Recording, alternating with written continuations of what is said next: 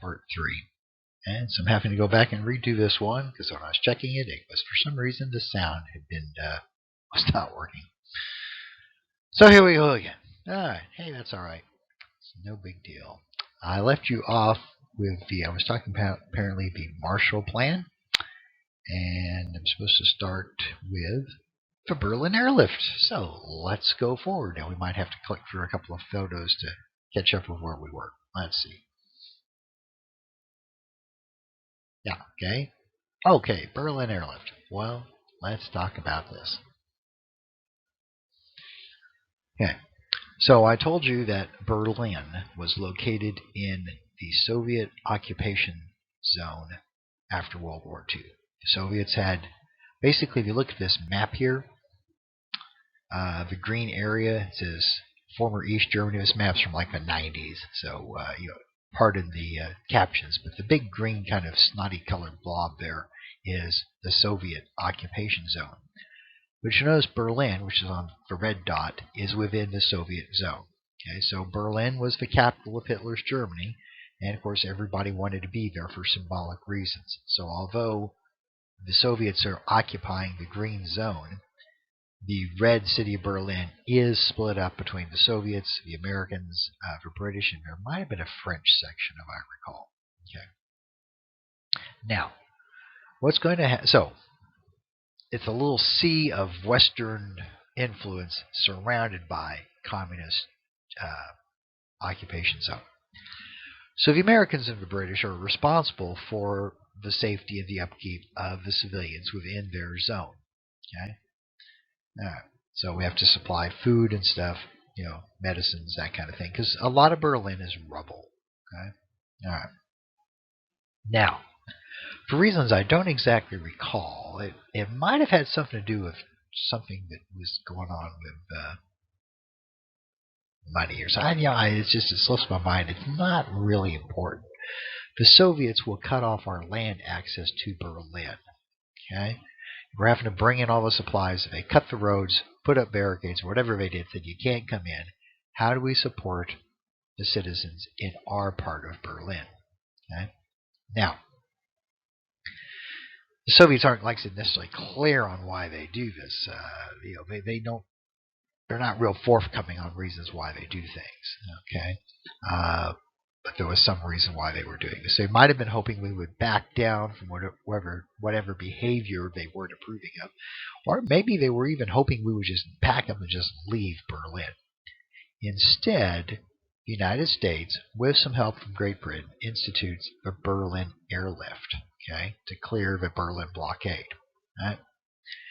So, I'm not going to talk a whole lot about this because the reading on Canvas that goes with this lecture is about the Berlin Airlift. So you get to read about it on Canvas, so I won't give you a lot of details. Okay, but basically, for about a year, the Americans are bringing in everything the Berliners need. Okay, so here's this picture here of it's a C-54 cargo plane bringing in supplies into Berlin. Okay, there's all these kids, and a few adults there too, I suppose, coming to watch the airplanes land. Now, are they doing that because they're just fascinated by airplanes? Maybe, but sometimes the crews of the cargo planes would throw out candy with little parachutes on it. So the Germans sometimes called them candy bombers. Okay? So candy would come floating down. But what they're really bringing in is, food and medicine and coal and everything you need. Now, this is like one of the first great tests of the newly created United States Air Force. So in lecture 15, which is actually after this one, but I told you to watch it first. The National Security Act of 47 had created the United States Air Force as a new full, military branch. And so kind of ironically, the first thing the Air Force is doing isn't trying to destroy Berlin. It's trying to keep Berlin alive, which is, the reason I said ironic, is during 1944, 1945, we had been doing everything we could to blow Berlin off the face of the earth. Us and the British Royal Air Force, they bombed Berlin, as often. Okay. But now, instead of dropping bombs on Berlin, we're bringing in supplies. Okay. Now, I said one thing about trying to convince people the Cold War is serious. If you're one of these cargo crews and you're coming in or you're taking off, let's say you're taking off and you lose an engine on takeoff and your plane goes down and you're killed. Are you a casualty of the Cold War? Well, I would say so, yes. So people are killed in the Cold War, but not in the kind of open warfare that we're used to thinking about. Okay, so this Berlin Airlift is one of the first big dramas of the Cold War. Now, a couple of asides here. The Soviets don't try to stop the airlift. I mean, they could have scrambled some fighters and tried to shoot down the cargo planes, but wouldn't that be an act of war? And about this time, while this was going on, some B-29 Superfortress bombers showed up in England. Okay, this of course is the plane that had delivered the nuclear bombs to Hiroshima and Nagasaki. So Truman might have been sending a little note to the Russians there, because there's Russian spies, of course. Hey, don't go shooting down any cargo planes. The next planes might have arms on them. So anyway, this thing goes on for some time. Like I said, you can read about it on Canvas. Okay. So in 1949, by this point, I don't think there was ever like a permanent plan. We would keep Germany, split into two countries forever, just till we get all the Nazis rounded up and start putting things back together. But by 1949, it's looking pretty obvious that the Soviets aren't going to want to let go of their sphere of influence there. And so America will help set up and help organize the German Federal Republic, okay, which is the area there in yellow. All right? The German Federal Republic, and so by federalism, it's kind of like us, where it's broken into states, is a kind of a democratic, popularly elected representatives type form of government. And of course, the Germans had experience with this kind of government set up to operate. Okay. Now, for most of my life, until the eventual reunification of the Germany's in the 1990s, most people just called this West Germany. You'll notice on the map there it says yellow. It says former West Germany. So everyone just a lot of times called it West Germany. Okay. And the Soviets, and of course, will have to, if you're going to set up a country called Germany, and you want them protected against Soviet invasion or something, you might go ahead and even help them set up an army, help arm them. The Soviets aren't too crazy about this. Okay, they always see Germany as a threat. The Soviets will respond by setting up their own kind of puppet government in Germany. Hang on, let me get the formal name of it for you here. Oh, yeah, I had to grab my notes here. It's the usually often abbreviated the GDR, the German Democratic Republic. Okay. According to my notes, it's also sometimes called the Germans People Republic. Now, here's a little hint. If it has the word peoples in it, it's often a cover story for a communist totalitarian regime. The North Korean People's Republic. Okay, yeah. So the German Democratic Republic is not really that democratic. Right? Oh, you might get to go vote. You might go down and there might be two communists on the ballot, or if you're lucky, sometimes maybe only one. The German Democratic Republic was usually referred to by people outside, in Europe or the United States, just called it East Germany. And East Germany was not the kind of place most people wanted to live. We're talking secret police, where are your papers, comrade? The Stasi, that's the German secret police. I think it's STASSI, I think, if you want to Google it. Not a happy place, to be honest. Okay.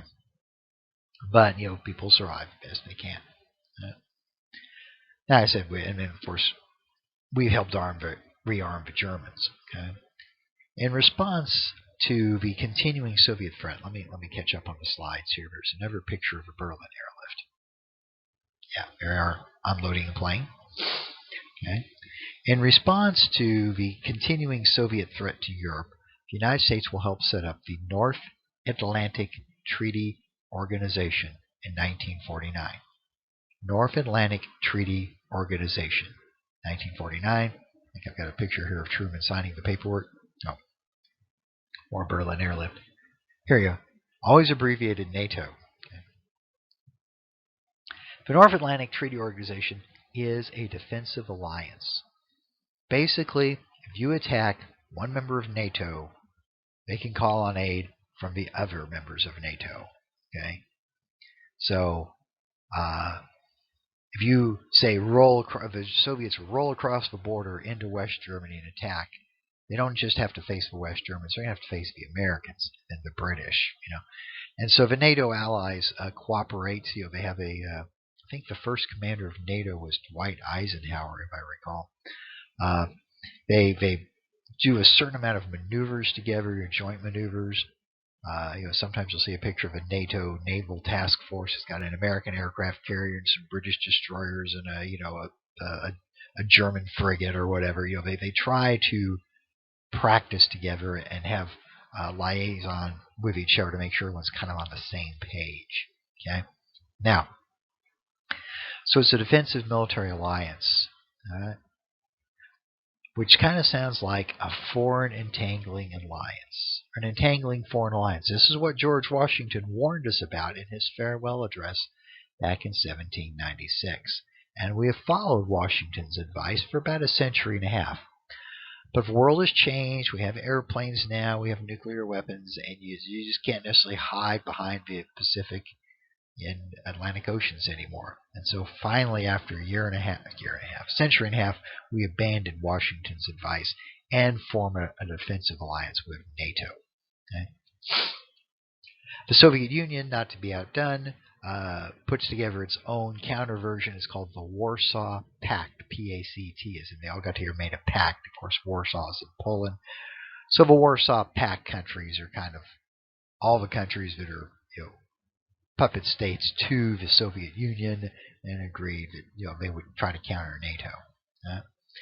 I think that catches me up with where the next slide starts. Like I said, I had to go back and redo this one because it came out silent, which wasn't very helpful to us.